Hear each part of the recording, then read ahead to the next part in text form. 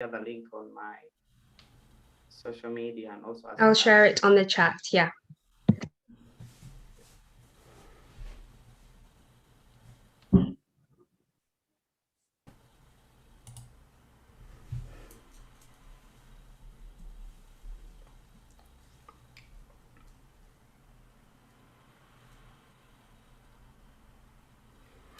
Hello and welcome to this African Solutions series, an initiative by Tigray Youth Network aimed to bring together activists, community leaders, and people of influence from Africa and the diaspora in dialogue and solidarity.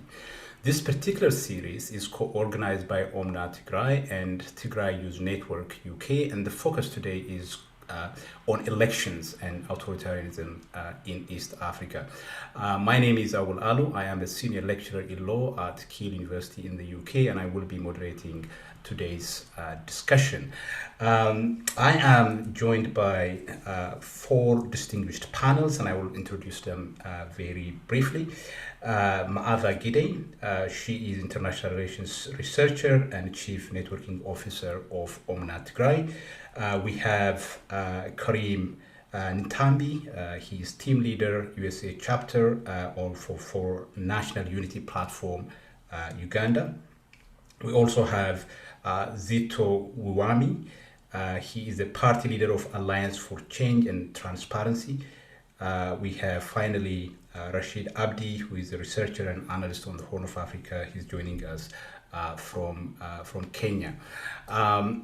So this series is titled African Solutions Series, and the idea of African solutions for African problems is almost a mantra that is being used in different ways by different actors. I just want to go back quickly to look at the history of the concept itself. The idea is first coined by an eminent political economist, George Ayite. This is the response to the ways in which the international community handled the crisis in Somalia back in the 1990s.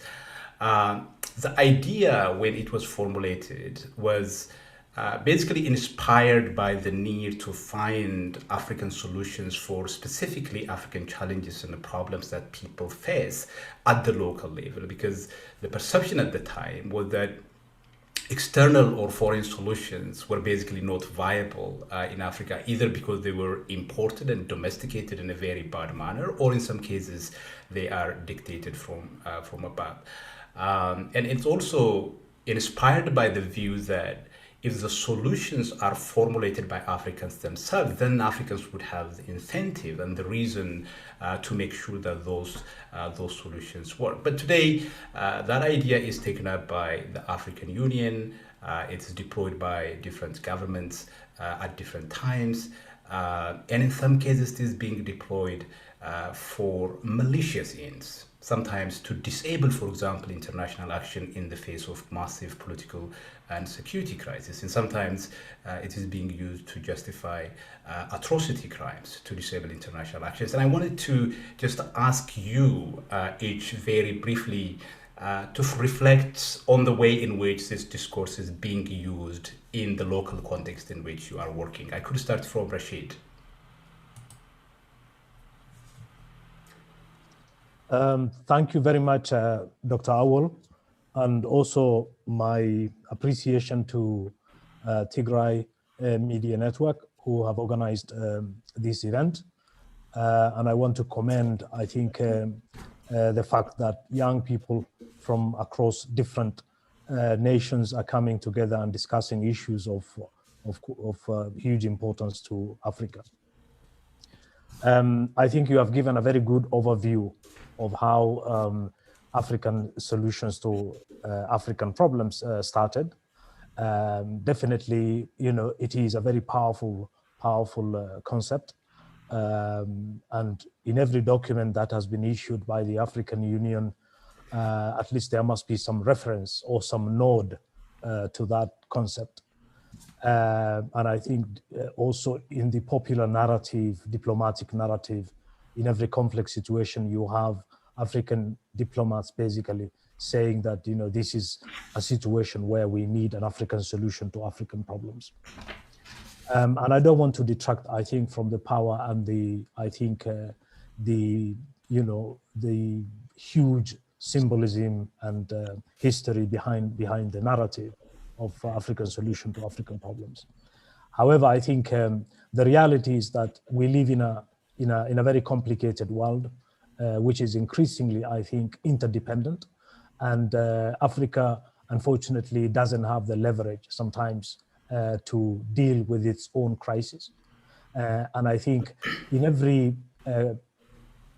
conflict situation where we have seen at least some progress, especially in South Sudan, but also in Sudan, it is not an exclusively African solutions that led to resolving the crisis. I think what you have is essentially a broad alliance of actors coming together, Africa, of course, being one party, but also the European Union, the United Nations, and the United States.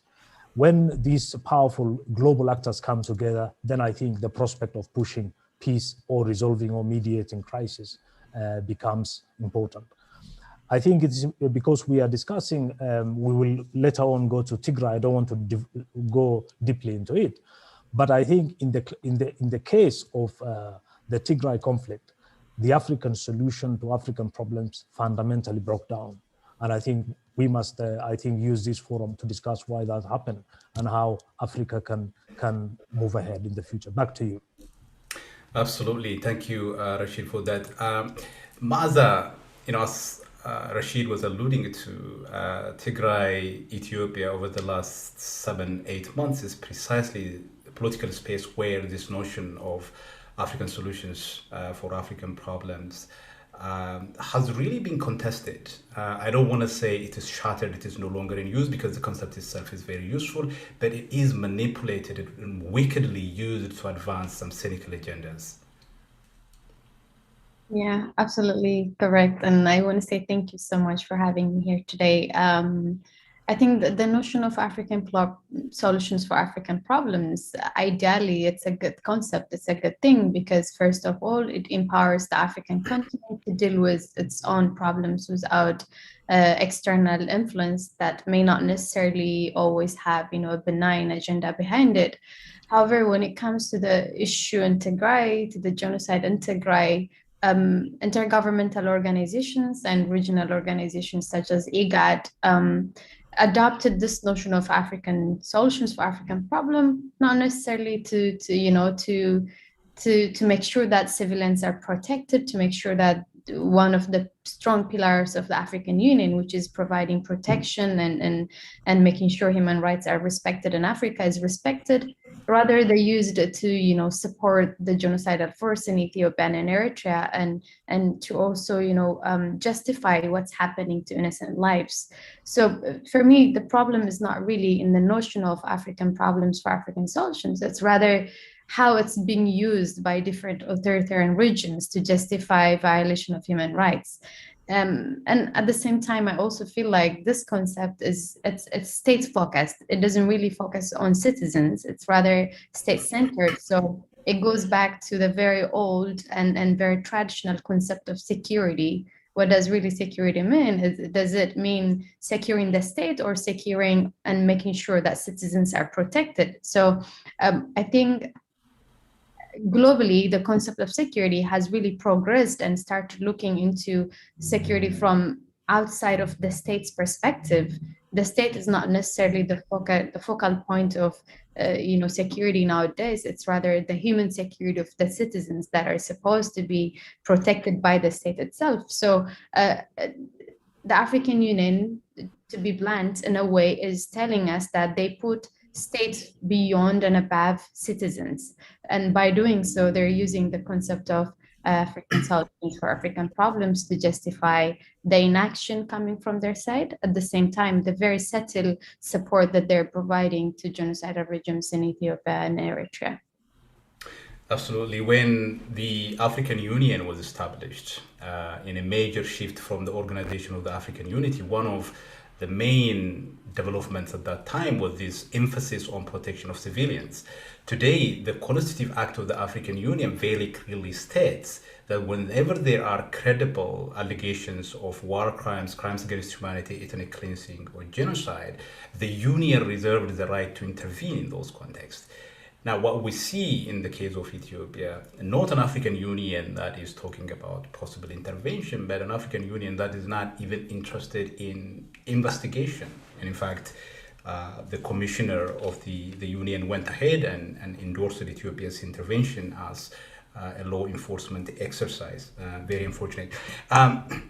Let me come to you, Karim. I think this idea is really important in the context of Uganda as well. When Museveni came to power in 1986, in much the same way that Abiy Ahmed was acclaimed by foreign correspondents, international donor agencies, diplomats, including academics, he was also equally acclaimed as the leader that the rest of Africa must be emulating, and in fact, as somebody that is bringing African solutions to African problems.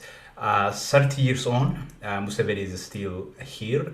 I wonder to what extent this notion is used in the context of Uganda to legitimize the authoritarian regime that is in place for the last 30 years. Thank you so much, Professor Wall. African problems and African solutions is a concept that is being used by dictators. And like you've said, when Museveni was coming in, he was hailed. I think he was hailed to be one of those leaders. However, what we missed was how did Museveni really come to power? The only way we can have African solutions for African problems is if we can hold each other accountable. Museveni coming to power in 86, he came through a bloody war. He fought using child soldiers. He was never held accountable for that. So we slowly started acquiescing to the notion of dictator, to the notion of benevolent leader. So if we are to talk about African problems or African solutions, we have to be in position to hold each other accountable. We have to be in a position to have Kenya hold Uganda accountable. But what has been happening over the years is the issue of, as I was talking about, of we look at African problems in terms of those in power protecting each other. But if Kenya cannot hold Uganda accountable for what went on in November, or if Sudan can't hold Ethiopia accountable for what is going on in Tigray, and the leaders are claiming sovereignty, when it comes to dictators using human rights, they claim, okay, we are securing that nation, we are asserting our sovereignty. So it's very, very hard. So if we are to have problems solved by Africa, we have to have a common aspiration that the problem that is happening in Tigray right now should be a problem for people in Kampala. And a problem happening in Kigali should be as a problem for people in Dar es Salaam. Should know that these are brothers keepers. However, it became a club of dictators, and it's very, very unfortunate what the African Union became. It became a club of dictators covering up for themselves, but not covering up for the people that they're supposed to serve. So I think until we stand as Africans to hold each other accountable for what we are doing, we are going to start having that talking point whenever maybe a Western power comes in to hold somebody accountable. We are going to assert sovereignty. We are going to assert Africa for Africans. We are going to assert our peace for our power as Africa. But yes, until we get to that point, the notion of African problems or African solutions is good as a talking point, but reality is still narrowing the competition to achieving that. Yeah.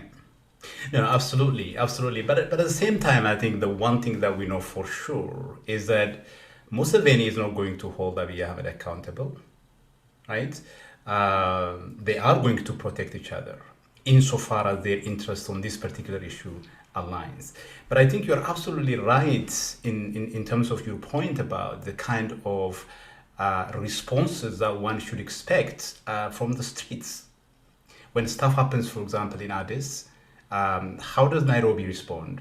How does Kigali respond? How does Mogadishu respond? Or how does Dar es Salaam respond? And I think at some level, what we face is not just this crisis of insecurity, but also a crisis of solidarity among people at the local level.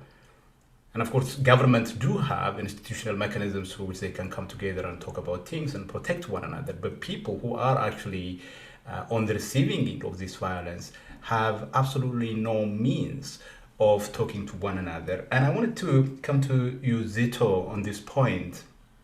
How does, in your particular context, this notion plays out? And what do you think we need to do in terms of strengthening solidarity among people, not just among leaders, and probably take back this powerful discourse of African solutions to African problems from the leaders? Thank you so much, Dr. Awo. As the background has been explained, the concept itself is really very good concept, but it is being used by the governments in power to protect themselves. They use it against the other international bodies like the UN and the likes to intervene into African problems, to provide solutions. So in that sense, the ruling clique protects themselves. But this concept has never been very successful post-liberation struggle.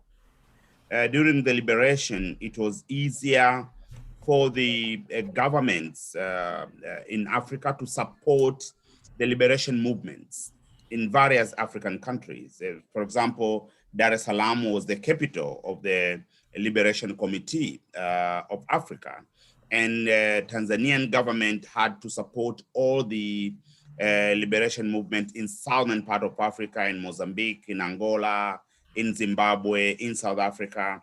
So it was working then.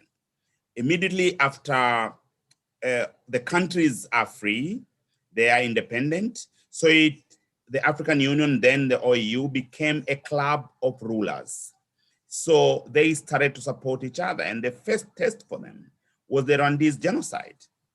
And African Union, then OAU, could not intervene. And they saw people being slaughtered, up to 1 million, without doing anything. And every time there was a measure, maybe by an international body like the UN, you remember during that time, Kofi Annan was the head of the UN interventions and reliefs. And the African Union also was always saying, we're looking for a solution, and no solution came. And people died. In 3 months, more than 1 million people were slaughtered. So when the African Union was being established, you had these progressive leaders, the Kagames, the Melesis, then even Afroeki was seen as progressive then. Museveni was seen as progressive then. And you had powerful figures like Obasanjo in the African Union, the former president of Algeria, Bouteflika, and the president of South Africa, Mbeki. They made sure that the Constitutive Act of the African Union has provisions for interventions in cases of things like genocide. And now they have another test in Tigray, and they're not doing anything. Because at the end of the day, it is themselves who have to come down and discuss and then decide. So one thing, Dr. Awo, that for me, I see as a gap is the solidarity of people. We have left this thing on the hands of the states, that the states are the ones who can be able to discuss about the international issues and not the people. Our foreign affairs are more capable with all the facilities to handle international issues from a different country and not the people. assume in every capital in Africa, in Nairobi, in Libreville, in Kampala, in every corner of Africa, people had gathered to demonstrate and demand their countries to implement the Constitutive Act of the African Union, which demands the African Union to protect Africans. I am very sure that some countries' pressure would really help, but we missed that. And that's the problem that I see. The solutions, African problems, African solutions for African problems, I think it must have the people. And this is what is missing. And I think this is why we don't see much solidarity. What is going on in Ethiopia, in Tigray region, we're leaving it to the Tigrayans, and other people don't see that they are concerned about it, as they saw what happened in Rwanda. So we have very good examples on how Africa itself has failed to solve its own problems until the foreign forces intervened and tried to help.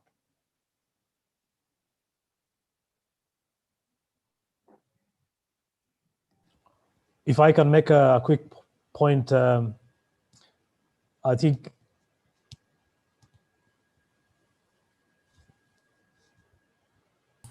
I'm sorry, I was muted. Come in. Go ahead. Yeah. Yes. No. I was saying that I think my colleague Zito has made a very eloquent, I think, point, which is that Africa cannot advance unless we begin to see fundamental changes. I think one of the ironies is the fact that actually the African Union has been reforming very rapidly in recent years, but all these reforms have been largely, first of all, they have not been quite effective, but secondly, they have been actually about institutions and not about the African Union itself as a moral voice of the African people.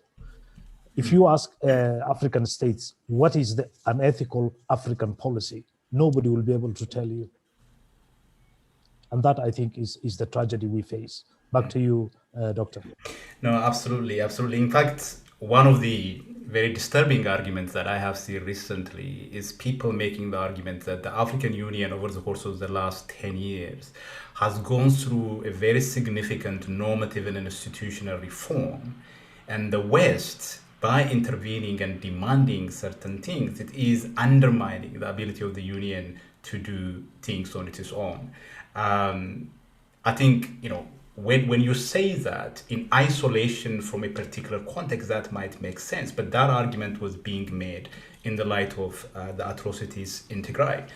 And there are these very cynical deployments, and the more institutions reform themselves, sometimes the more they remain the same. Mother, I want to come to you because we want to zoom in specifically on the election issues. Ethiopia's twice postponed election was conducted on the 21st of June. The international community, largely Ethiopians, saw that election as a sham election, not credible, wasn't free. It was being held at a time where you have significant issues, security-wise, political crisis throughout the country. Talk to us about the setting for this election and why this election is problematic in terms of the challenges, the political challenges Ethiopia is facing, the security challenges Ethiopia is facing. As you say, this election, much awaited election, was carried out on a few days ago at the backdrop of a genocidal war in Tigray and so many political crises happening all across, the southern nation and nationalities, particularly in Benishangul Gumuz and other parts of the country, also in Oromia as well. And the whole idea of this election, in my opinion, was not really to provide people with the constitutional right to elect their legitimate government. It was rather a failed attempt to gain legitimacy in order to continue to be on power unconstitutionally from the Abiy Ahmed's regime. However, this election, I don't even think that it would, achieve the desired goal that was in mind by those who advocated for the election to happen a few days ago, because first of all, as you all know, election is about giving people an alternative options of policies that they think are good for them. But in this particular setting, there were a group of political parties. All of them have different names, but the political ideology that they have with regards to Ethiopian state building is the same. All of these political parties, advocate for a centralized, strong governance whereby the different nation and nationalists in Ethiopia would not have, the very fundamental right to self-administration. I say this because, as you might be aware of, all of the opposition political parties didn't really participate in this election. Those that could have posed a very meaningful challenge to this, those advocates of the central government didn't participate. Some of them because they're languishing in prison illegally, some of them because they're fighting a genocidal war against invading forces, and others have protested the election due to different reasons, mainly because some of their prominent political leaders are unjustly imprisoned. So for me, it felt like this was a ceremony whereby a self-proclaimed king got the coronation ceremony. Other than that, I don't think it actually have achieved any kind of meaningful step that would actually solve the political and security crisis that Ethiopia is going through right now. At the same time, as you rightfully highlighted at the beginning, for the most part, the international community didn't really support this election because the European Union, the US government didn't really send their observers, although they cited different reasons that may not necessarily address the genocidal war in Tigray and the political and security crisis in other parts of Ethiopia. However, overall, there were any credible observers to actually see how the process was conducted. So for me, the election was far from a free and fair election. It was rather an orchestrated drama by the Prosperity Party to cement legitimacy so that they can remain in power unconstitutionally, undemocratically, and prolong, the ongoing crisis that the country is in. So most of the time, we push for elections to carry out, hoping that they will facilitate the democratization process of a country. However, in this regard, this election is set to do quite the contrary, because now you have a group of so-called politicians in Addis who are going to claim that they have the constitutional mandate to govern the country. So they're going to use this to even intensify their offensive on political parties that do not see eye to eye with them in terms of ideology, but at the same time, they're going to use this to crush dissent and different political openings from journalists or activists and opposition parties as well. So I feel like this is their tech by having this election. The Prosperity Party and Abiy Ahmed took the process of disintegrating Ethiopia even one step further. So it's very much worrying, and we will see how it unfolds. But in my opinion, I think this is only going to exacerbate the process of disintegrating Ethiopia. Thank you, Madha, for that. Rashid, I want to come to you. You are one of the most astute observers of the Horn of Africa region, and I really enjoy your analysis. And I wanted to ask you the kind of broader regional implications of this. Elections were postponed not just in Ethiopia, but also in Somalia. And there are some transits in terms of relations, for example, that are being built. And I don't know, maybe things are changing over the last 2-3 months, but initially we have this tripartite arrangement between Isaias, Abiy Ahmed, and Farmajo. And it seems as if the advice to postpone the election and centralize power comes from a very particular place. Can you situate for us what the implications of this election-related debate is for the Horn of Africa and also for the people of these two countries? Thank you very much, Dr. Awal. And I also want to thank Miaza for that excellent I think, analysis of the elections in Ethiopia, which I basically share. There's no doubt that the elections in Ethiopia, I think, mark not a consolidation of democracy, but actually a reversal of democratic gains in Ethiopia.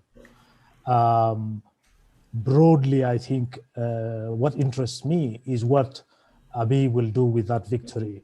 There are two ways of looking at it. One, of course, is that Abiy will basically declare that he's won overwhelmingly. There's no opposition in the country, and reconsolidate power, and then probably begin to do some interesting things with that power, which is to basically reconfigure his support base, to slightly move his politics away from the right and towards probably the center, rebuild his Oromo support structures, and then broaden his politics and begin to reach out to Tigray, end the conflict.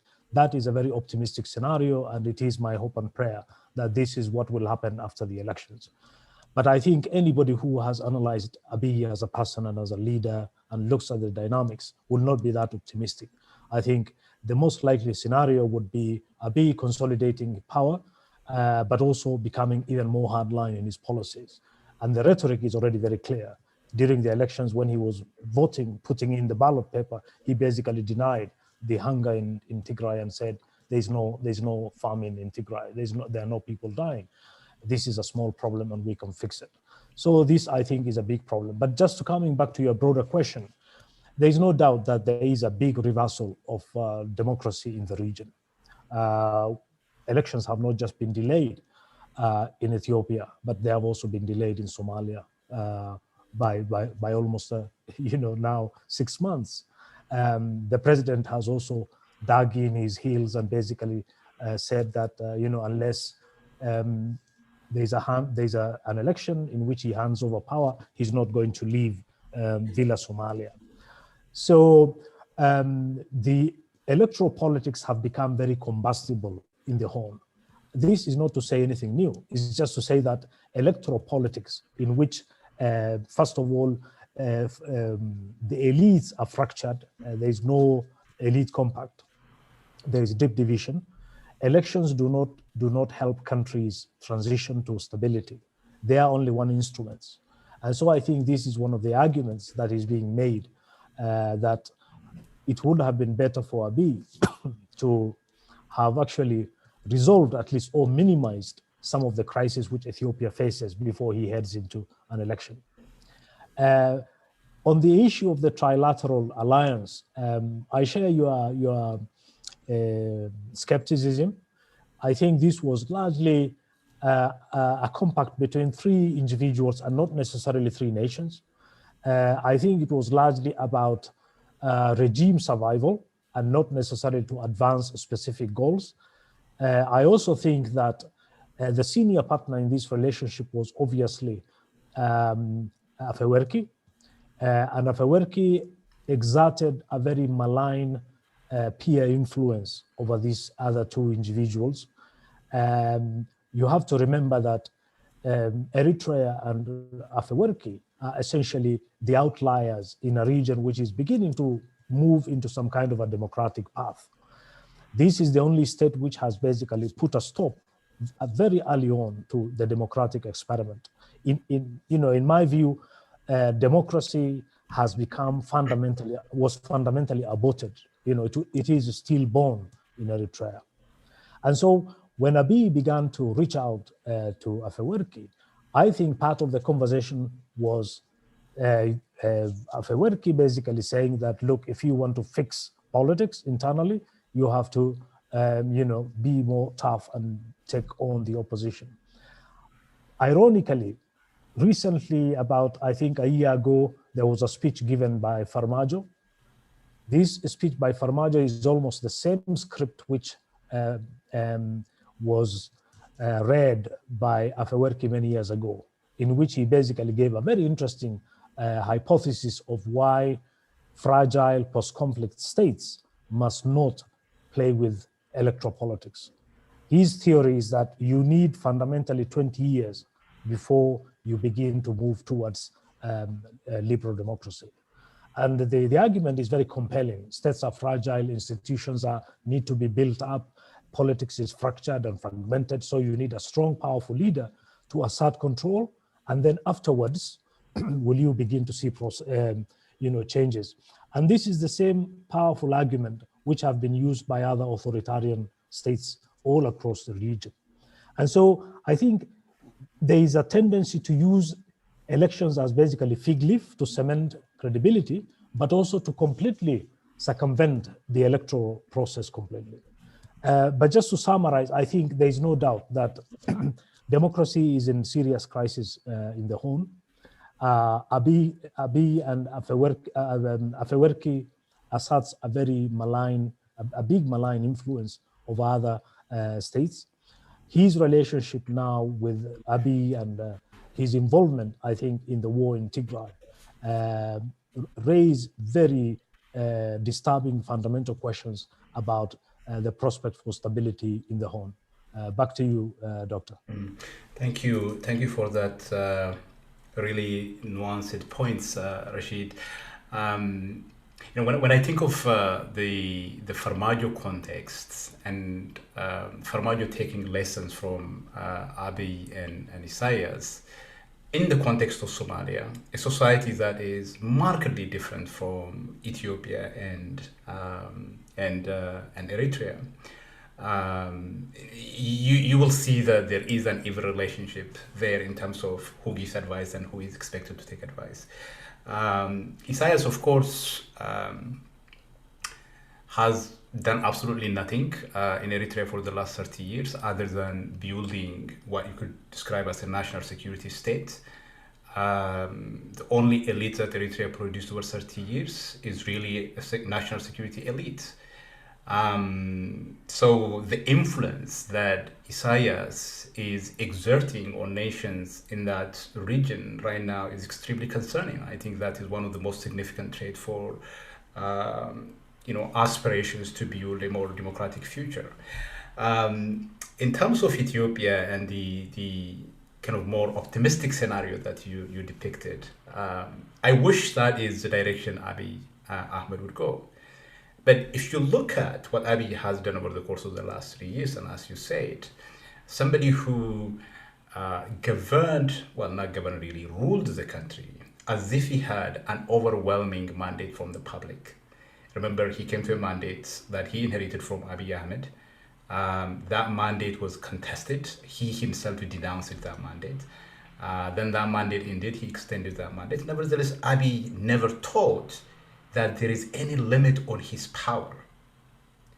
And anyone who has a very basic understanding of state-society relations, constitutionalism, would have really somewhat had a second thought about the standards and norms that are applicable to leaders that are not elected and do not have mandate from the public. So I think it's really hard to imagine how Abiy, after securing this mandate, which is going to be overwhelming because nobody ran against him, it's difficult to imagine how he is going to be that leader that would show some magnanimity and face the serious challenges this country is facing and deal with these stakeholders that he has declared terrorists in some cases, locked up behind bars in other cases. It's very difficult to see how that happens.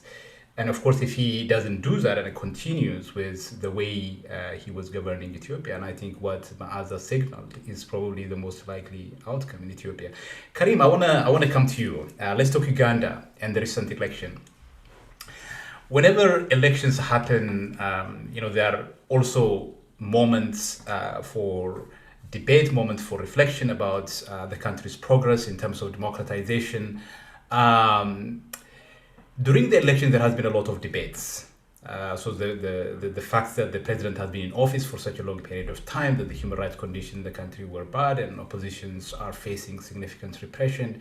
But after the election is held and concluded, then things disappear from the international public space. What is the situation like right now in Uganda post the recent election? I think just the same as what's going on in Tigray is what happened in Uganda. We had the electoral process, which was really, really mad with violence. We had a presidential candidate who was campaigning wearing a flat jacket, whose campaign team was raided the island and put in prison a few weeks before the election. And, nobody said anything about it. And after the elections, I remember the State Department didn't recognize it. The African Union didn't say anything about it. Even as we speak right now, more young people are being raided in the middle of the night, and they are being tortured, mutilated. Some of them are still missing since November. Those who are arrested in November haven't yet, been to court. Thousands of young people are still, relinquishing in dingy detention centers. So to move away from that is the lack of, support from our international partners, especially the US. And as you know, Uganda has been always hailed as a closer partner with the US. We have worked side by side with the US since 2003. We went to Afghanistan, we've been in Iraq, we in Somalia. And Somalia has been one of the major foreign policy issues for the region. And Museveni has played it really, really cool with Somalia because it's a way of hiding gross human rights abuses, because everybody's going to hail him as someone who's doing a great job in Somalia while mistreating the people in Uganda. And I would like to take this opportunity to thank Comrade Rashid for debunking the 189 Al-Shabaab militants that the government of Uganda had propagated having been killed in November. So until you helped us push and hold them accountable to ask them where are the numbers, who are these people, where was they, Uganda was going to get away with it. And that has been happening since 2016. Every time Museveni would be killing people in Uganda, he would rush up to cleanse himself in Somalia. I'll give a few examples. In 2016, almost 150 people were killed in a small, in Kasese by Museveni's military. And what he did, the army generals that were responsible for that raid were sent to Somalia. They were never held responsible after that. The same thing happened in November during the election campaign in 2020. After killing more than 100 people on November 18th, he had said he brought some soldiers from Somalia to come and, calm the situation down. And after killing people, he went to Somalia and said, you know what, we have killed 189 Al-Shabaab militants, so that he covers that. So I'm grateful for the work. And if we are to talk about African problems and African solutions, I think this is one of the ways we are, it is being evident. We are creating synergies. We are having people speak out on problems from other places. Yeah. Absolutely. I think Ethiopia is another country where this idea that this is, a significant, strategically important country in the Horn of Africa, participating in global peacekeeping operations, responsible for maintaining peace and security in the Horn of Africa, and this is in most cases used as a justification to legitimize an authoritarian system. That has been one of the most important, I think, powerful tools these regimes have used. Let me come to you, Zito. Tanzania, until very recently, has been one of the most, hopeful examples in Africa, and things changed recently. What happened, and where are we now? Yeah, we have lost that status since 2016, after Magufuli came to power. Before that, Tanzania was the area where was the country in which other countries would come for consultation regarding various issues happening. Arusha was a Geneva of Africa, where all the peace negotiations were conducted, negotiations on peace in DRC, peace in Burundi, peace in Rwanda, peace in South Sudan recently, also was being held in Arusha.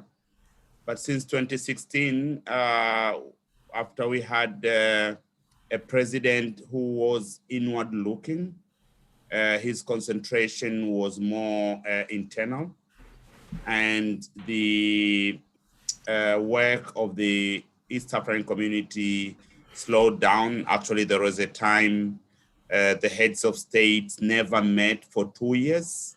There was no summit for 2 years. And Tanzania, I cannot say confidently that it became a pariah, but it was heading towards that. As far as if people compare the role that Tanzania played in 70s, in 80s, in early 90s on the liberation, and how the President Magufuli was holding the country. And in 2020, last year, we had what I always call a mis-election. There was no election really that took place in Tanzania. It was a military operation in Zanzibar, the semi-autonomous part of the country, one of the countries that joined with Tanganyika to form the United Republic of Tanzania. And in the mainland Tanzania, it was a security operation. There was no voting. I myself contested in the election in 2020, and I had more votes than my opponent, who was from CCM, but the ruling party candidate was declared a winner. And it happened so all over the country, to the extent that the parliament has, out of all constituencies in the mainland, 214 constituencies, only 2 constituencies were given to the opposition or parties, and all leaders of the parties were rigged out. So that's how it was, and Tanzania lost its voice. But now Tanzania is coming back. After March this year, we had our president died in office, and the vice president took over in a very smooth transition.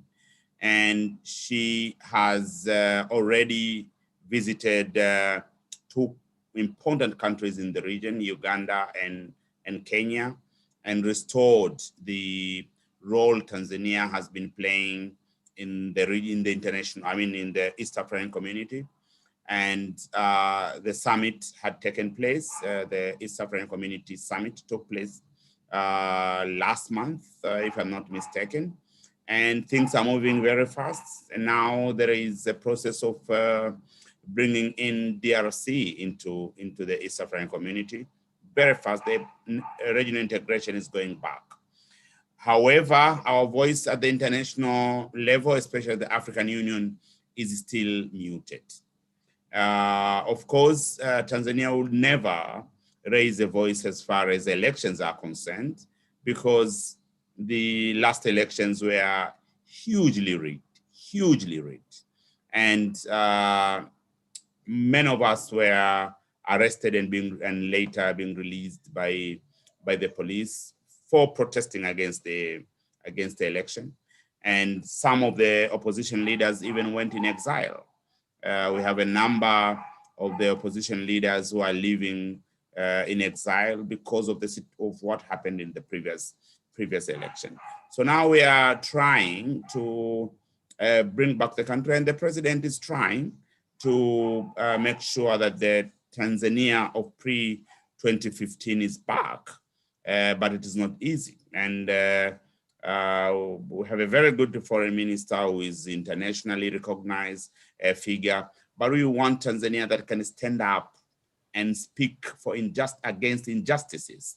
And this is Tanzania. Under normal circumstances, for example, today, Tanzanian position on what is going on in Tigray would have been open because Tanzania stood against all injustices. And analysts like Abdi might remember, even at the time, at the height of liberation 1968, when some sort of genocide was happening in Biafra against the Igbos, Tanzania was among the first country to recognize Biafra as an independent republic. And the reasons that President Nyerere then gave was very simple, that you cannot bomb people into submission. You cannot kill people and make them say that, yeah, you are Nigerians then. So I really think that Tanzania wouldn't be quiet if we really go back to the foreign policy that we had against injustices in the world. I hope we will be able to do, yeah. You make a very powerful point. You cannot bomb people into submission. And I think what histories of resistance show is that it doesn't matter how much you repress people, how much you massacre people, those violent responses would only strengthen the resolve of people to resist even more. And one of the things that stuns me the most about events and tragedies in Ethiopia over the course of the last maybe 1 year is the fact that we have been in this space before. 1970s, late 1970s, Ethiopia is precisely in this kind of space, both in terms of the level of violence and repression that is used by the government, but also in terms of the ideological vision that people have for their future. And we are doing exactly the same things. I want us to talk about international actors. We talked about African government, we talked about people, we talked about the current election. Let's focus on international actors, because while international actors could not determine the democratic future, the democratic destiny of particular countries, they are nevertheless very important players. They are critical source of political support, economic support, military support, a range of different kinds of influences that they can exert to enable things one way or another, depending on where they stand. At one level, there is this discourse that, well, we shouldn't really expect the West to address our problems because they have really never intervened on behalf of people. It's all about national interest, about power, and so on and so forth. And I think historically, we have seen that countries acted based on what is consistent with their national interest. But at the same time, you face these very grim situations where civilian populations are subjected to a brutal regime that is determined to impose its will by any means necessary. And my question is, you can relate it to a specific example when you respond to this. To what extent do we as Africans rely on the West in terms of seeking support for the challenges that we face? Let me start from Zito instead of going the same direction. Let me do it backwards again. Zito. Yeah, thank you so much. Yeah, yes. To what extent Africa relies on the West is to a very large extent. To a very large extent because there are a lot of interest in Africa, whether historical. There are countries that just intervene in African affairs because of the historical relationship among those countries. For example, colonialism. You see the way the French are intervening in every single issue in West Africa, French-speaking countries. You see the way Belgium is heavily involved into the Congo, DRC, Rwanda. Now Rwanda, it has gone a bit down after Rwanda joined the Commonwealth, but Burundi as well. So there are interests and also commercial interests, because there are investments of these countries into the continent. So also because of the vacuum that exists because of the continental mechanism lacking in solving the problems that we are having. So with that, and nature abhors vacuum. With that, the West moves on. But these days, we cannot discuss about the foreign intervention and we just mean the West. You have China now as a global power, but mostly Chinese interventions is on the side of the ruling class all the time. I haven't seen an intervention where China makes in support of the people of a particular country. And so for that matter, many African countries now are resetting the international relationship with China, because China doesn't ask questions. So it is not just enough to analyze the West and to what extent the West intervenes into African issues, which is very, very large. But at least sometimes when the West intervenes, there are issues of human rights, of democracy, that the West can speak out. US can speak out, UK can speak out, Canada can speak out. But also, it also depends on the relationship between those countries involved. There are times you see the West even supporting dictatorial regimes, autocratic regimes, just because of their interests. But for me, I think in conclusion, the vacuum that is created by the African institutions, by the Africans in dealing with the problems that are happening in Africa, give a chance for the foreign countries to intervene, and they intervene for their interests and not necessarily for the interests of the Africans themselves. Thank you so much. Absolutely. Rashid, I want to come to you.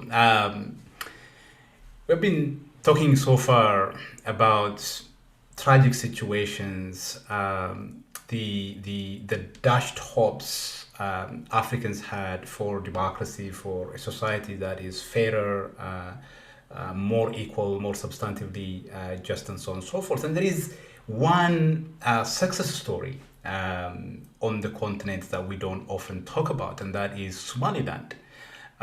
This is an entity that is not yet recognized as a sovereign state. But nevertheless, in terms of democratization, in terms of infrastructure, this is a country that has done really, really well. What is the secret? And also, can you link that to why, for example, Somaliland has not been recognized, despite the fact that it has been doing extremely well for a long period of time? Thank you very much, Dr. Awal. And I think it is quite good that you raised this, because it has been the biggest story also this week with the opening of the port of Berbera, which is a very impressive project funded by the United Arab Emirates, but still, I think promising some future economic integration in the region, much more interesting than probably the idea of the tripartite, linkages between Eritrea, Ethiopia, and Somalia. I think there's no doubt that Somaliland has been a successful story for a number of years, but now they have held a very successful municipal and parliamentary elections, which were delayed for actually close to 10 years. So the fact that these elections are taking place after a political settlement is quite, I think, impressive. And I'm glad Zito is part of this panel because he was there as an observer as well. The elections were probably some of the fairest in the continent. The president made a deliberate effort to really push back the state away from the electoral process. So you had an electoral commission that was actually very professional, very competent, and ran the elections quite competently. Then you also had, I think, a state that was determined to use these elections as basically a ticket to international recognition and say, this is what we can achieve. At the same time, I think one also needs to look back at the history of Somaliland. This is a country that emerged out of a brutal campaign of genocide, actually, in which the Barre regime, towards the tail end of its time, basically went and did the same thing Abiy is doing in Tigray. They went and bombed and massacred civilians in Somaliland. There was a brutal uprising, an insurgency, which eventually overthrew the Barre government, and then Somaliland declared its independence.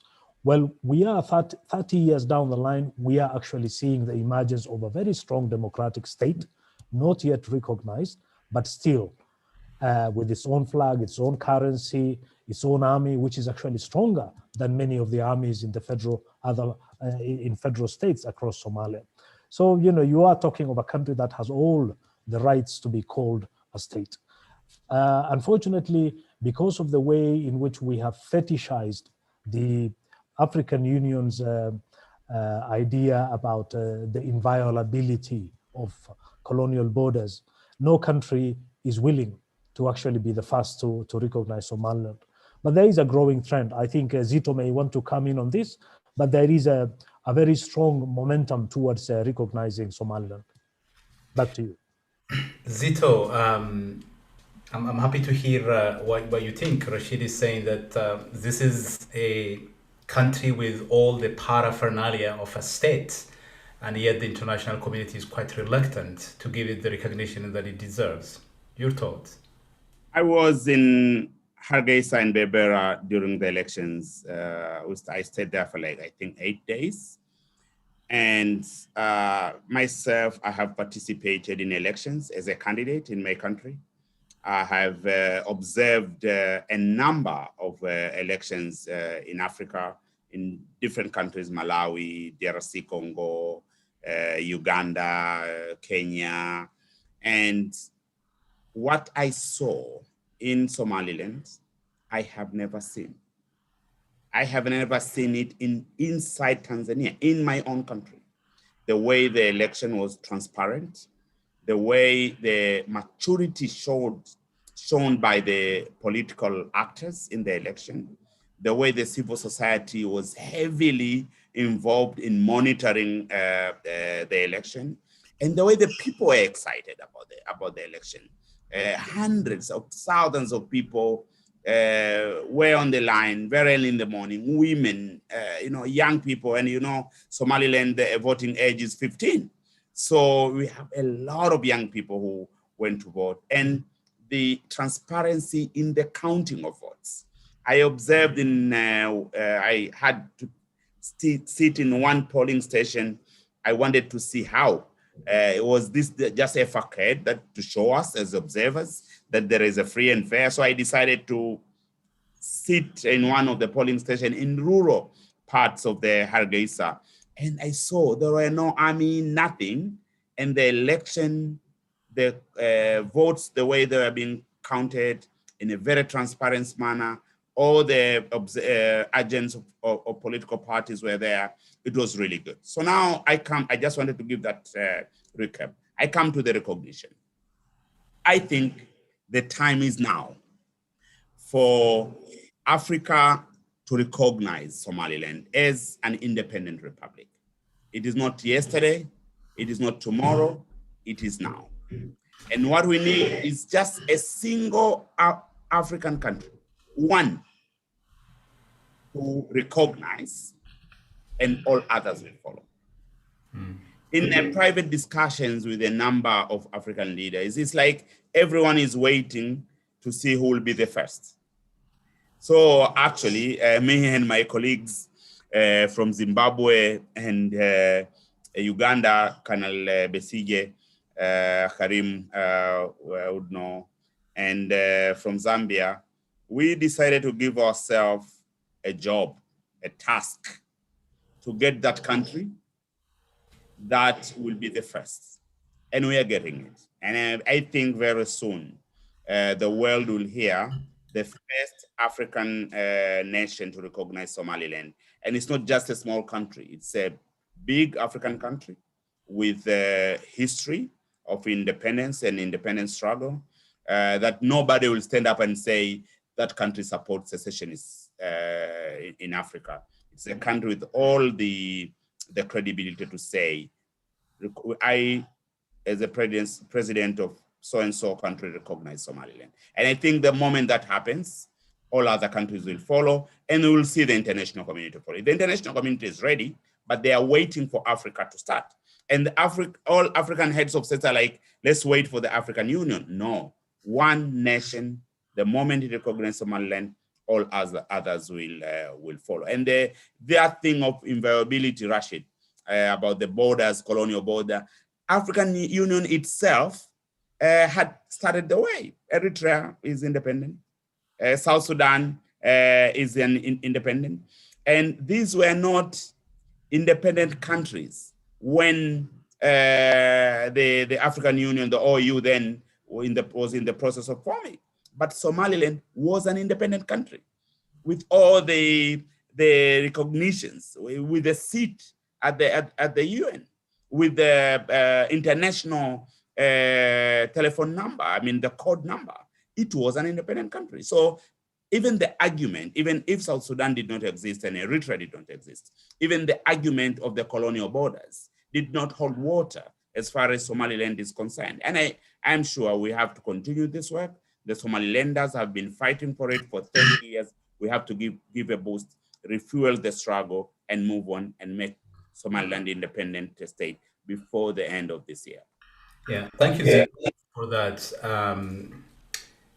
Recognition, even from a legal kind of technical point of view, it is, primarily a political act. It has nothing to do with considerations around colonial borders, because if the Somaliland people want to have a different future, exercising their right to self-determination, which is at the core of the decolonial movement in the 1970s and still today. And in fact, the right to self-determination normatively had become stronger than it was in the 1960s and the 1970s. And I see no conflict whatsoever with the kind of foundational principles of the African Union itself. It's a society that works, probably the only society that works in East Africa. And I think that factor in itself should be sufficient for countries to want to recognize them. Karim, I want to come to you.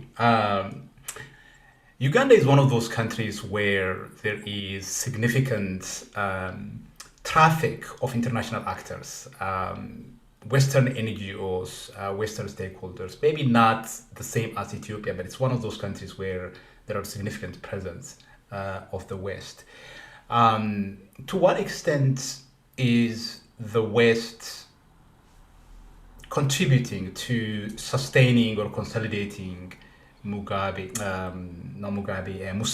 or how do you assess their role generally today? I think there is a big role. The international partners and international bodies that have played in the continuity of authoritarian regimes on the continent. And I'm going to cite a few examples. I mean, some of us who are here, some people think we are just here comfortable and shouting and making noise or selling out our countries to the West. Why do we want these people to come in and intervene? But to think, while we are pushing these international partners and international bodies to hold regimes accountable, they will not.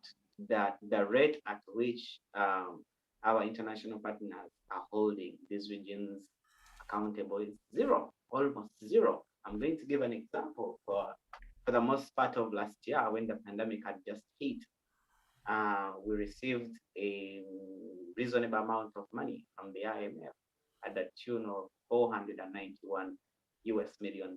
We received 300 US million dollars from the World Bank, 15 from the State Department, 10 from USA, and also EU chipped in to help the situation in Uganda. Although the situation at the time, wasn't as it is right now. We had time to set our institutions, to equip our health sectors. However, most of those funds were channeled into the election. And we stood up here to ask our international partners to hold the regime accountable, to ask them to be accountable before they give them more funds. And just yesterday, we were on the streets in DC pushing the IMF before they disbursed 900 million US dollars to Uganda to hold them accountable. Because what happens is it creates it promotes some kind of acquiescence to authoritarianism. Each time you give these authoritarian regimes money that you will never follow up. And another thing we cannot forget to talk about is the role of international PR and international lobby firms that these regimes are hiring. For example, in Washington, D.C. here, Museveni has about 2 lobby firms that he pays to a tune of $1 million a year to do PR for him. So while we are here shouting on the street, he's paying a check to somebody to say, no, let this happen. We have been having that as a problem, and it's not only in Uganda.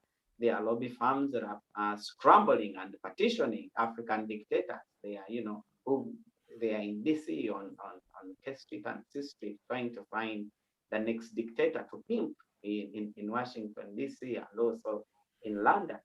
So we cannot underestimate the power or the influence.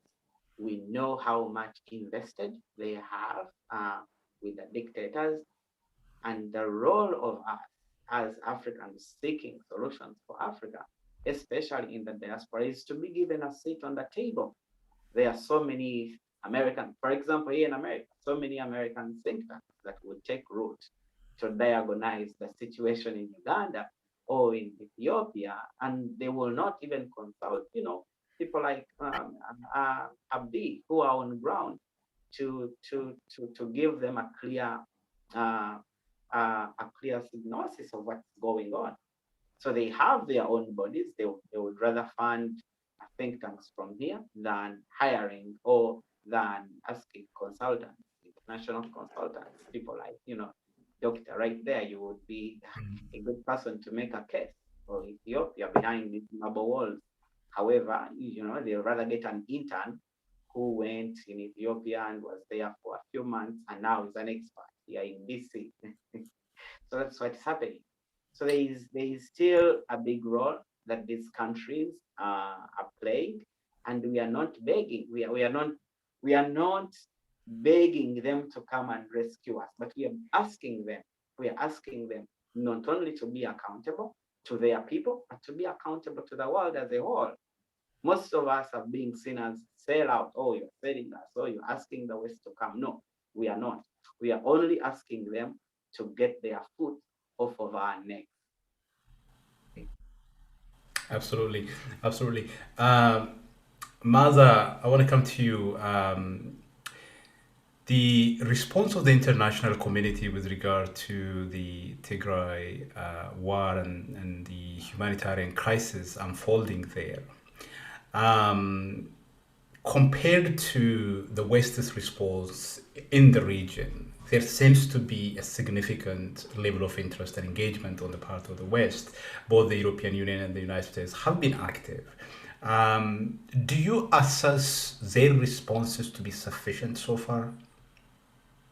Not at all. It's not sufficient at all. And And I think it's because there is this very mistaken belief that Abiy is a reformist. I think the West is still convinced that Abiy is this leader that would help them bring about the type of Ethiopia that they envision as, international actors. Despite, the mountain and the very concrete evidence of gross violation of international laws, war crimes and crimes against humanity, a lot of the significant international actors seem to believe that Abiy still has a hope. So I don't think they're ready to let him go. They're rather trying to find, scapegoating. They're trying to find, a fall person, a fall guy for him. And that seems to be the Eritrean president and the Eritrean state by itself. So the international community, they kept on expressing concerns and telling us that they're very, sorry about that.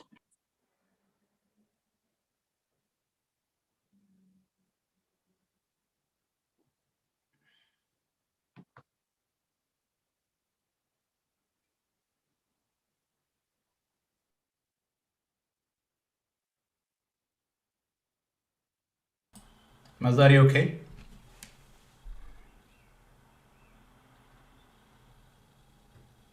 I'm okay. I'm sorry. This is what happens when you travel and you're in a hotel room. People come and I'm sorry. Okay, but they have you. That's fine. Yeah, thank you. But I was saying the international community, despite, the fact that they're very much concerned about the humanitarian crisis that is being displayed mainly because of the political crisis and the genocidal war, I don't think that they're taking enough action. They know what the problems are. They know what needs to be done. But I feel like they're not ready to let go of Abiy Ahmed and his party because they still remain confident that he is a reformist. But the fact on the ground is far from that. Abiy Ahmed is not a reformist. He's not a person or a leader, or even the political ideology he has is not the type of ideology that would actually, bring Ethiopians together towards a better, future, democratization, what have you. So there still needs to be much work that is needed to be done in terms of, letting the international community know that if they wish to see a stable and a strong and secure Ethiopia, then Abiy Ahmed is not the leader to deliver that. Because you cannot really force people into assimilation. Ethiopia can only be stable if the rights of nation and nationalities are respected. And when you have leaders that are willing to do whatever it takes in order to consolidate their power forcefully and impose a type of governance on nation and nationalities, then you have to be certain and ensure that stability is the last thing you'd see. And in addition to that, I feel like there is still most of the support coming from the international community to the Ethiopian state is not necessarily because of Abiy Ahmed, it's rather because of the democratic values that the West wants see in Ethiopia being respected. So it's also, I sometimes I also think that the international community is worried, okay, then if we get rid of Abiy for the war crimes and crimes against humanity that he has either facilitated or led others to commit, then what's going to happen after that? I don't think the international community is ready to answer that question. And at the same time, there is also lack of political will, to do the right thing. And that's why you see a lot of countries and leaders talk only about the humanitarian crisis and not necessarily about what caused it. Obviously, starvation and rape are at the hallmark of Abiy's genocidal war on Tigray. Abiy, just like the other previous regimes in Ethiopia, very well understands the power in food, the power in starving people. So what is being done onto the people of Tigray right now is exactly the same that has happened during the Derg regime, during Emperor Haile Selassie's era, and during Menelik as well. So they're trying to starve the people of Tigray into subjugation, but this is because they know the power in food, and the international community knows all of this. But leaders from the US, from the EU are not willing to discuss the political root cause of this famine. They're not willing to talk about why exactly women and young girls in Tigray are being gang raped, not only by Ethiopian troops, but also by Amhara militia and Eritrean troops. So I say all of this to say that the international community hasn't been doing enough job in terms of protecting civilians and bringing war crimes and individuals that facilitate this kind of atrocities to justice. And that's mainly because there is lack of political will from their side. And at the same time, there is this fear of, disintegrating Ethiopia and not, being, not to play a role in that process. But I don't think they know that it's actually their inaction that is actually going to facilitate that disintegration. Right. Thank you, Mother, for that.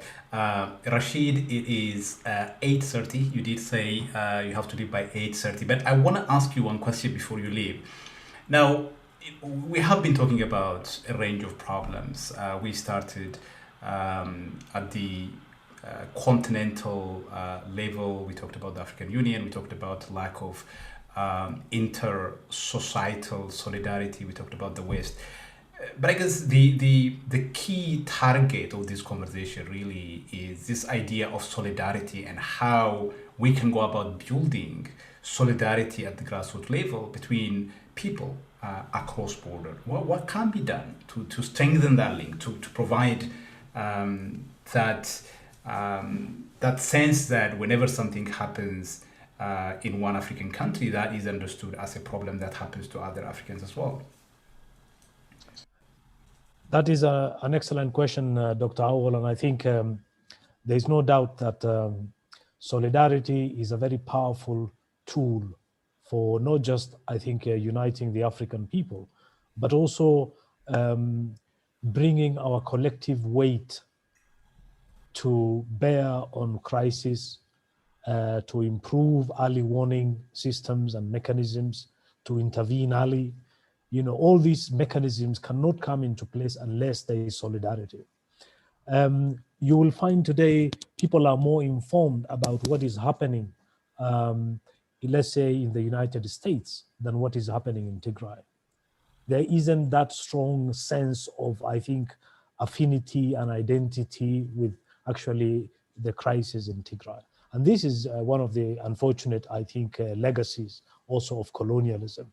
Look at our telephone lines, they have to go through Europe, the United States before coming back to Africa.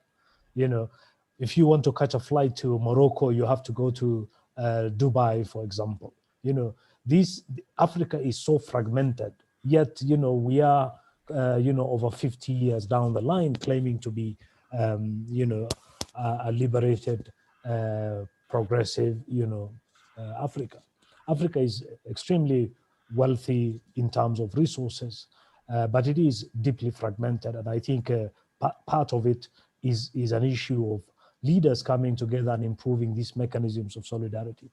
But as both Zito and Karim also mentioned, we shouldn't wait, I think, for states and for organizations to actually kickstart that process of solidarity.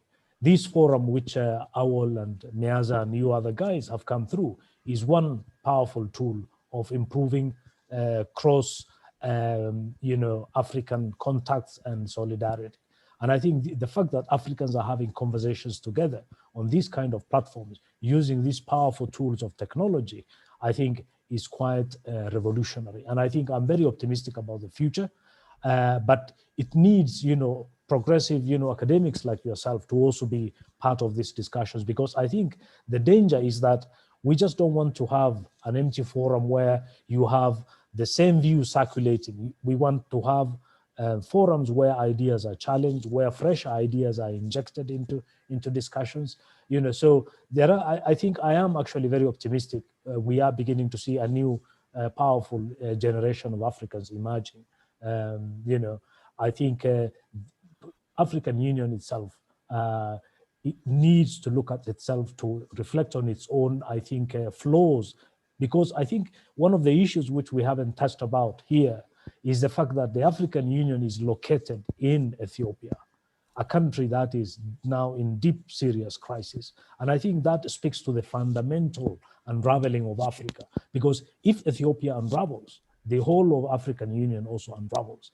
And I think this should be the sort of epiphany moment where leaders can come together and say, how did we get this wrong? What can we do to basically move Ethiopia away from this trajectory? You know, we haven't seen that kind of leadership emerge, but I'm glad that the conversation is happening, and young people like yourselves are now taking, you know, the reins and of really pushing this conversation forward.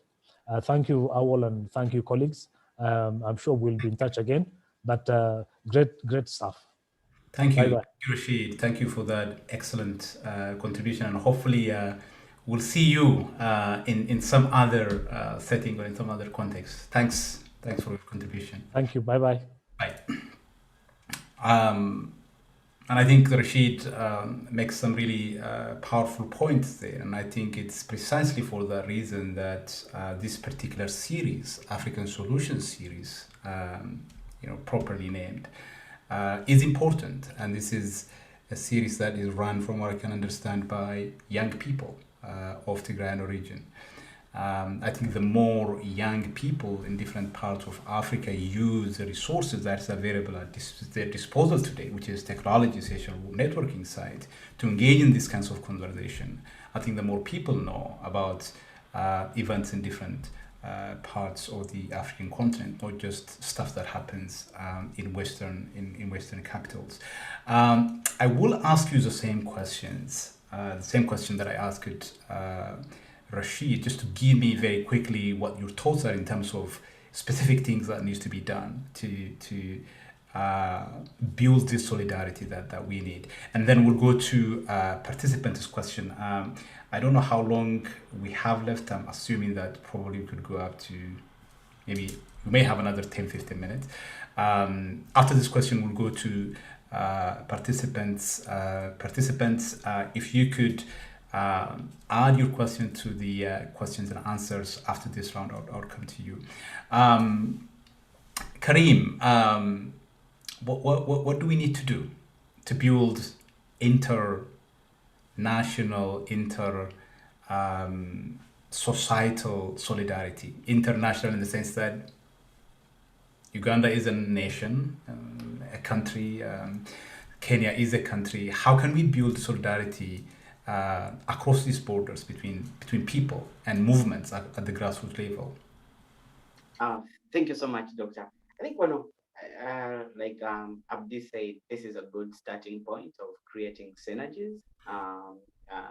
We have internet as the resource to bring us together as a people. And also we shouldn't underestimate the power of the African diaspora.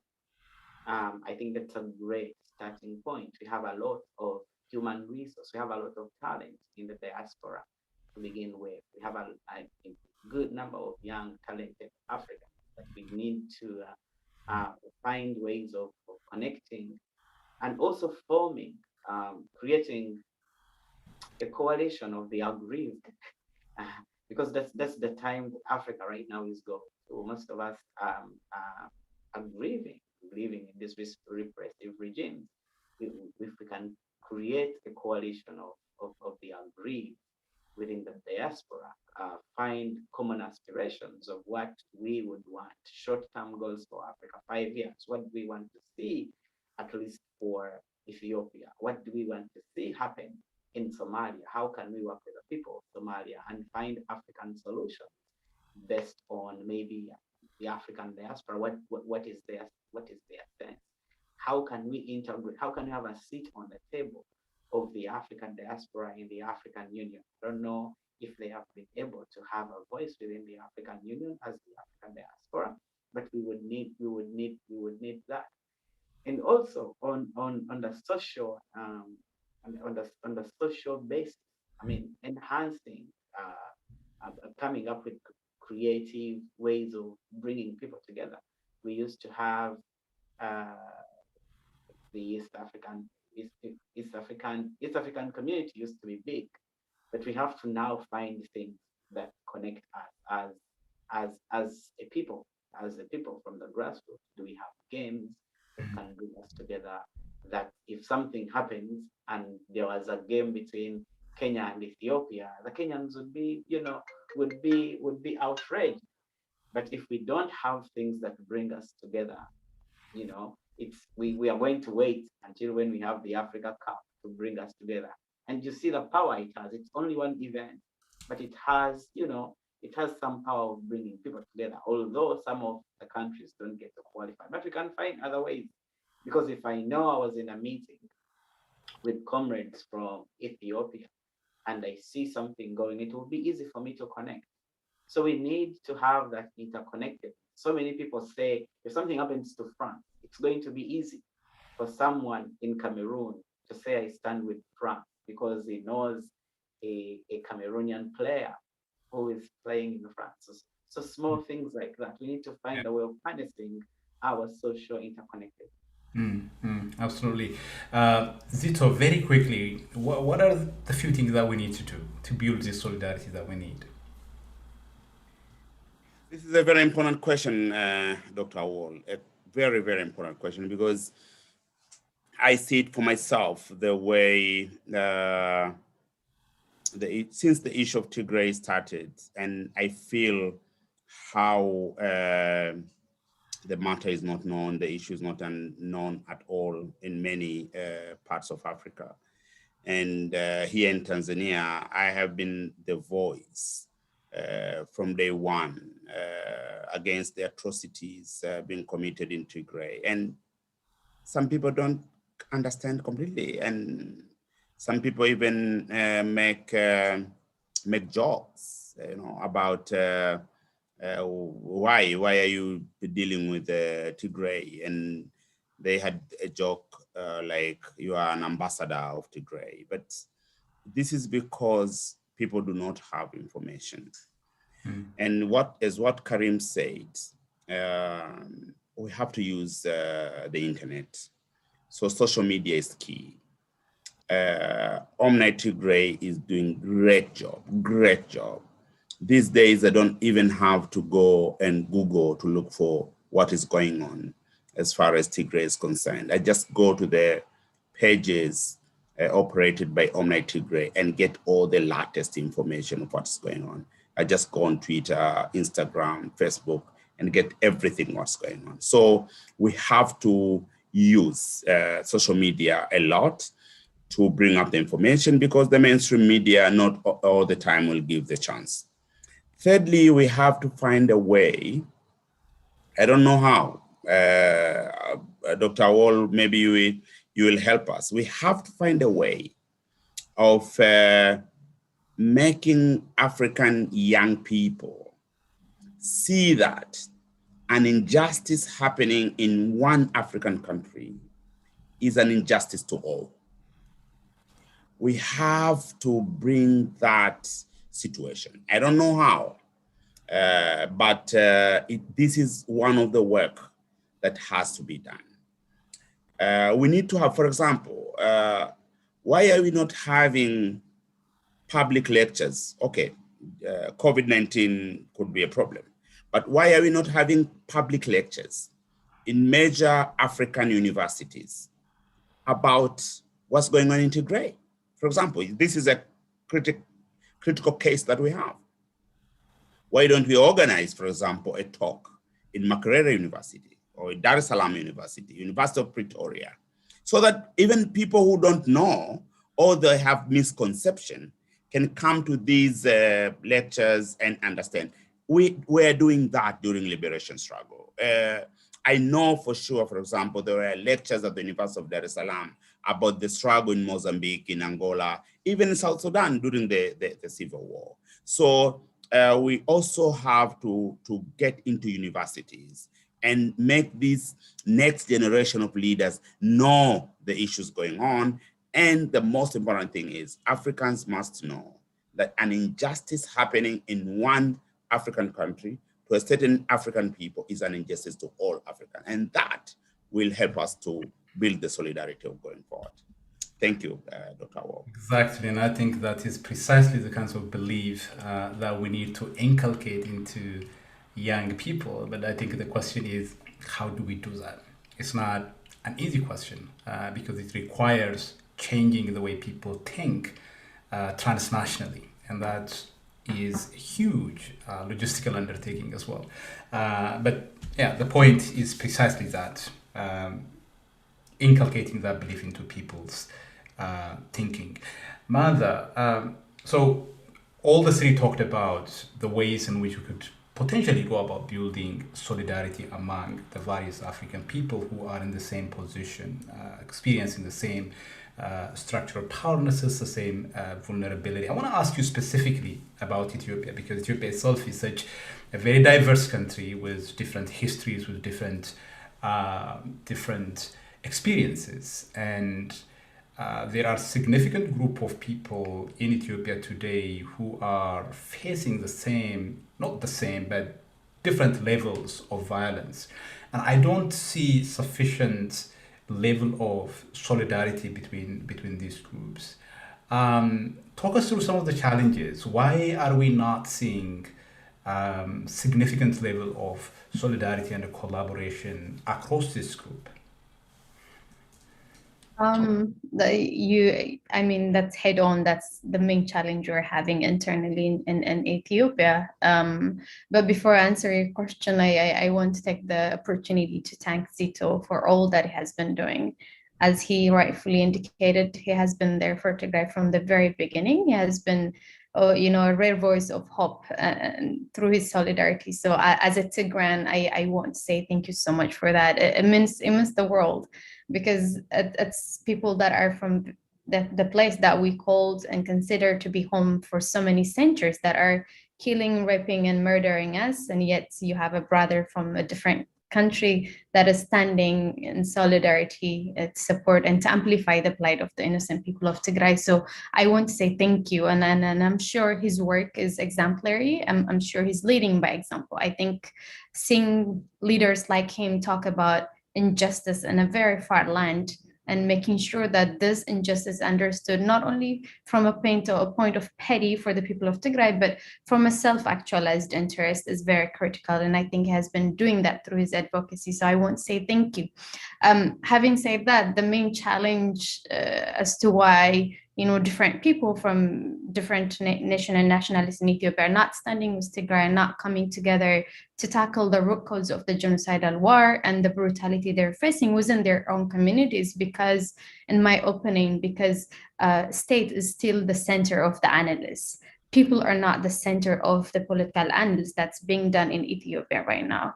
Whenever you ask a fellow, brother or sister from the Oromia community, for example, as a Tigrayan, whenever I share my story, whenever I tell them the brutality that my family is going through, they feel the pain and they stand with me. But on a larger scale, when you talk about what's happening and the need to come together, still people are putting the state, the governments at the center of their analysis, and not necessarily the democratic principles that are being infringed upon, not necessarily the civilians that are being targeted. And at the same time, there has also been an active state propaganda targeting Tigrayans and their government. Tigrayans and their government have been successfully made the other, they have been made the enemy, responsible for every bad thing the country went through and is going through. So when there is such an active state propaganda, then people are brainwashed.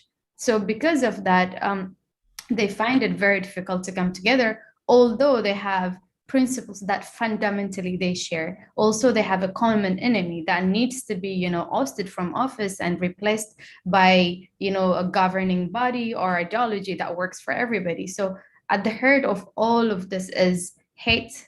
At the heart of all is misinformation and active disinformation that has been employed by the prime minister and his cronies from the very day he came to office. So it's going to take us a lot of, calmness. It's going to take a lot of consideration to see, the power of disinformation and misinformation, and at the same time, state propaganda.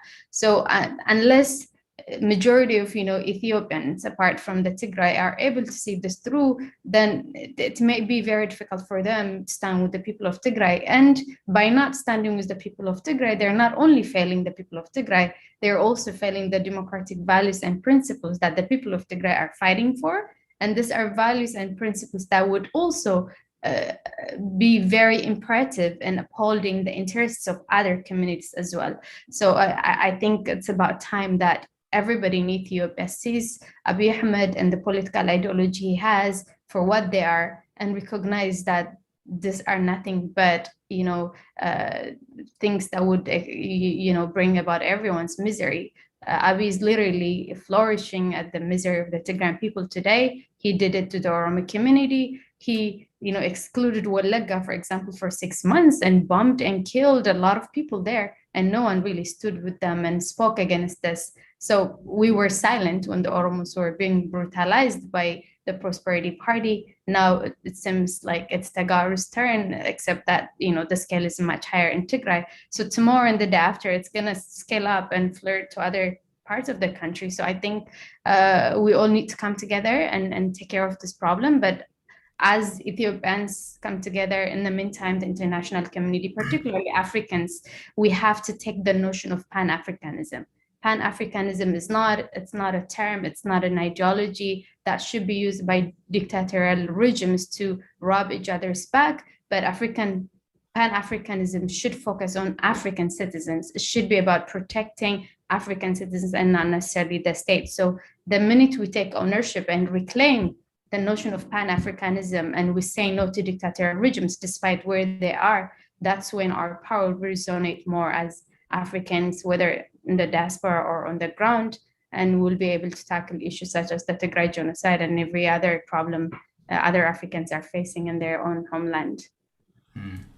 Absolutely, and I think the fact that there has not been a genuine dialogue and honest conversation among communities that are committed to similar worldviews within the same country, right? I think that says a lot about how weak the bond of solidarity is. Ethiopians need to have some honest, some serious conversations, some uncomfortable conversations. And I think unless we come to a point where we are willing to be confronted, to be challenged by some inconvenient facts, it would be very difficult for this country to move forward. And solidarity is absolutely essential. If people who are subjected to the same dictatorial regime could not sympathize with one another, right, could not amplify each other's voices, how do you expect people far away in the region to actually pay attention and sympathize with you? So that work needs to begin at home, right? I want to move to audience question. Not that many. It's not a particularly engaging audience, I must say, because it seems that most people here on this panel probably don't have a radically different views, and that's why. The one question here, probably for Mazda, I think, is the disintegration of Ethiopia inevitable, and is embracing and preparing for it the best long-term solution for the nation's nationalities of Ethiopia as well as the rest of the world? Yeah, this question of disintegration has been, it is being presented as something that is becoming inevitable. And it's a very complex country. I just want to throw that to you, Mada. I will let Karim and Dito comment if they want to comment, but is it inevitable? Should we prepare for that? In answering this question, I want to focus on why the country might, disintegrate, and what our perspective, my perspective, is as a Tigrayan. As a Tigrayan, I know the right self-determination is something we hold dear to our heart. This is something that was not given to us. It's something that our forefathers paid with their blood and flesh. During the Derg era, over 60,000 civilians have sacrificed their life to protect the Tigrayans' right self-determination. And later on, the other nation and nationalists joined the armed struggle and fought and sacrificed a lot to also have their right self-determination respected. So I think one of the main things that holds different nation and nationalists together in Ethiopia is this fundamental right. So as long as this people's right is not respected, Ethiopia would always be in chaos. Ethiopia would always be in turmoil, in conflict, and in violence and war. So anyone that is, concerned or worried about the stability of Ethiopia should really look into how we can best preserve people's right self-determination. And as a Tigrayan, I can only speak that it's very hard for me to really continue referring to myself as Ethiopian in the face of the brutal violation that my people have been faced with in the past 8 months. If my leaders are tortured and killed, if my mothers are raped, if my sisters are raped, if priests are forced to rape their children, if all the developmental gains that the people of Tigray have worked so hard in the past 30 plus years are destroyed, not only by Ethiopians, but also by foreign enemy that was led into Tigray to do this war crime and crimes against humanity, I cannot imagine myself as an Ethiopian. So but the question of disintegration, it's something we have to see how it unfolds in the future. But as it stands, it's very important for everyone to understand that Tigrayans will continue to fight for their freedom. Tigrayans will continue to fight for their right self-determination, no matter how hard it is. As you can see right now, there are multiple actors in Tigray, hovering across, the villages and cities. Logically, the bravery and the resistance that is coming from Tigray defies logic. It's against all odds that Tigrayans continue to fight and win, very significant victories here and there.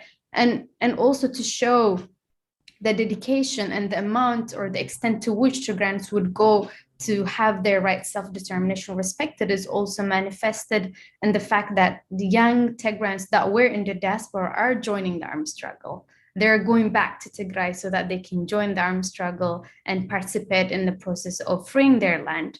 For example, a very dear friend of mine called Desta, he was a senior journalist at the BBC and was based in Kenya. He dropped everything behind and went back to Tigray. Now he's actively participating in the armed struggle. A lot of other young Tigrayans have went back to Tigray from the US and from Australia. So this goes to show you the extent to which we are ready to go to have our right self-determination respected. And if the Ethiopian regime and the international community is not able to see this, the war would prolong, and at some point, Ethiopia will disintegrate. So is it going, in my opinion, it's inevitable, but it can be stopped by respecting people's choices, people's political decisions, and at the same time, people's right self-determination. Right.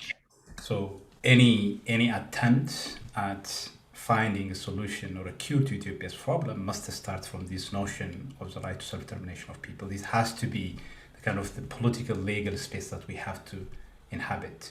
Thank you for that, Maaza. Karim, there is a question for you. The question is, why hasn't Museveni been sanctioned for human rights abuses? Thank you so much. I think we have been dealing with the issue of sanctions for a while, and what we're hearing from the international community most of the time is sanctioning a country as a whole puts those who are vulnerable in a terrible state. However, I think there has been efforts to issue individual sanctions. For example, here in the United States, they have specially designated nationals and blocked persons. Ugandans have been pushing for that to at least invoke global Magnitsky sanctions to those who have been at the forefront of abusing human rights, especially those in the security forces. And one of the generals that has been cited is Museveni's son himself, Muhoozi Kainerugaba, who is the current commander of the ground forces. So there have been attempts. However, the challenge has been how do the sanctions be implemented without hurting the vulnerable. And I think as of now, there has been a discussion within the EU to invoke sanctions for specific persons. Also, the UK and the United States have signed onto an agreement to not only do human rights, to sanction those who have been abusing human rights, but also corrupt officials. They are going to be seizing their properties within here in the United States and the European Union. So that the conversation for these sanctions is still going on. And we know previously the United States earlier this year issued visa sanctions to government officials. We know that doesn't really affect all of them. However, it is a starting point, and we know sooner or later we shall have a list of specially designated nationals and bloc persons out for global Magnitsky sanctions. Karim, Zito, Maaza, thank you so much for what was a productive conversation, and I hope we'll get to meet on another similar platform to pursue these same conversations. But for now, we have been here for nearly 2 hours. I think exactly 2 hours. Yeah, I want to leave you with a line that I just want to quote. These are not my words. These are words of the former president of Tanzania when he was recognizing Biafra. And this is in response to what Maaza said. I'm just quoting. When people have reason to be afraid, you cannot reassure them through the barrel of a gun. Your only hope is to talk as one man to another or as one group to another. It is no use the federal authorities demanding that the persecuted should come as a supplicant for mercy by first renouncing their secession from the political unit. For the secession was declared because the Igbo people felt it to be their only defense against extermination. This is the line. Very powerful stuff. Thank you, Zito, for that. I think it's a very good note on which to end. Once again, thank you so much. Hopefully we'll see each other on a different platform to continue this conversation. Thank you. Thank you so much. Thank you.